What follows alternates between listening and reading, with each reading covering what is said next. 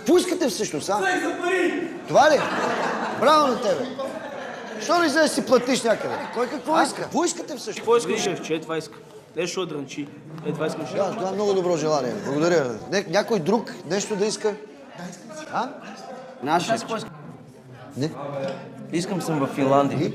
Някой кижечка по цял ден си ходя на риболов, на лов, си плувам по езерцата, цял живот. Идилия. Кеф. Чудесно. Някой друг? Него. Спокойно. Стига вече. Стига вече. Няма спокойно. Някой друг да вземе отношение? Шефче, Да? искам да съм чистачка в офиса и това искам. Защо чистачка в офис?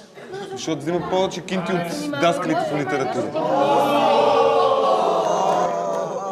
Боже, как ме сява. Някой друг да вземе отношение. Стига де. Стига вече с този спор. Обърни се. Стига спокойно. Айде, някой друг. Няма ли някой да вдигне летвата, а? Никой не иска да става космонавт, доктор, нещо сериозно? Дилър. Дилър? Що там са кинтите? И кои от богатите хора са дилъри, а? Може би Коби Брайан или Брат Пит, Джей Зи или Бил Гейтс? Кажи, бе, бояджията. Кажи, дръскач. Ами да шмърката. А знаеш ли на богатството на дилърите, а?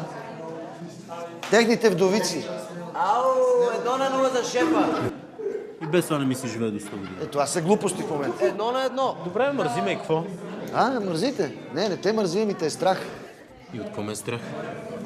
Да направиш нещо различно. Като например? Така да се бориш. Да, бе. Виж, ние не сме като тия от 81-о, които имат всичко на готово. Баща ми не е шиман бизнесмен или депутат. Съжалявам вас, а тях. Да. А имаш нищо, не се ли чувстваш по-нахъсан да постигнеш нещо, а? Нещо. Залупен са 5 минути съм долу, слизайте.